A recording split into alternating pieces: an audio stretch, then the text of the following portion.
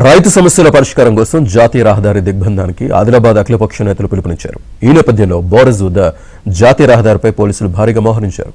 అఖిలపక్షం ఆందోళనకు అనుమతి లేదని హెచ్చరికలు జారీ చేశారు. అయితే ఎలాగైనా జాతీయ రహదారి దిగ్బంధం చేసి తీరుతామని అఖిలపక్ష నేతలు అంటున్నారు. 44వ నంబర్ జాతీయ రహదారిపై ప్రస్తుత పరిస్థితిని మా ప్రతినిధి మాంతయ్య అందిస్తారు. రైతు సమస్యల పరిష్కారం కోసం ఆదిలాబాద్ జిల్లా కేంద్రంలో ఈరోజు అఖిలపక్షం భారీ ఆందోళనకు పిలుపునిచ్చింది. 44వ నంబర్ జాతీయ రహదారి దిగ్బంధం ఇస్తామని చెప్పి అఖిలపక్ష నేతలు ప్రకటించారు. మనం ప్రస్తుతం జాతీయ రహదారిపై ఉన్నాం. ఇక్కడే ఏదైతే రైతు సమస్యలు, ముఖ్యంగా సోయా పత్తి రైతులు ఎదుర్కొంటున్న సమస్యల పరిష్కారం కోసం ఈరోజు కాంగ్రెస్, బీజేపీ మీద మిగతా రాజకీయ పార్టీలు, ప్రజా సంఘాలన్నీ కూడా ఆందోళనకు పిలుపునిచ్చాయి. జాతీయ రహదారిని దిగ్బంధిస్తాం, కేంద్ర రాష్ట్ర ప్రభుత్వాలు దిగి రావాలన్న నినాదంతో వాళ్ళ ఆందోళన పిలుపునిచ్చిన పరిస్థితి. ఈ నేపథ్యంలో పోలీసులు కూడా భారీగా మోహరించిన పరిస్థితి కనిపిస్తూ ఉంది. ఉదయం నుంచే వందలాది మంది పోలీసులు జాతీయ రహదారిపై మోహరించారు. అఖిలపక్ష నేతలు ఎవరు కూడా ఇటువైపు రాకుండా పోలీసులు ఎక్కడికక్కడే కట్టడి చేసిన పరిస్థితి కనిపిస్తుంది. మనం చూస్తుండవచ్చు పోలీసు బలగాలు జాతీయ రహదారిపై మోహరించిన పరిస్థితి మనం చూస్తుండవచ్చు.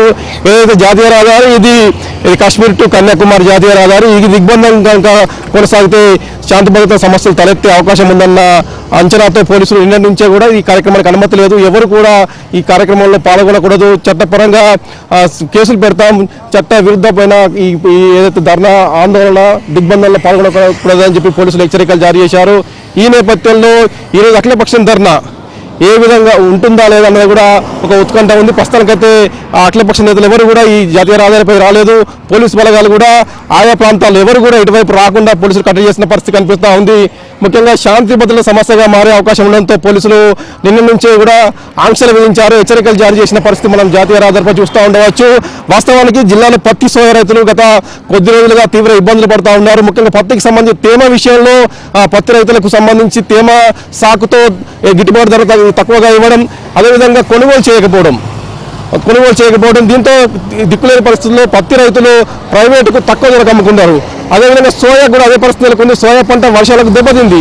ఈ నేపథ్యంలో పంట క్వాలిటీ లేదని చెప్పి కూడా మార్కెట్ యార్డులో కొనుగోలు చేసి నిరాకరిస్తూ ఉన్నారు. దీంతో సోయా రైతులు కూడా అతి తక్కువ ధరకు 2,000, 3,000, 4,000 రూపాయలకే క్వింటాల్కే పత్తి సోయాలు అమ్ముకోవాల్సిన పరిస్థితి కనిపిస్తోంది. ఈ నేపథ్యంలో రైతుల్లో ఒక విధమైన తీవ్ర ఆందోళన, ఆగ్రహం ఉంది.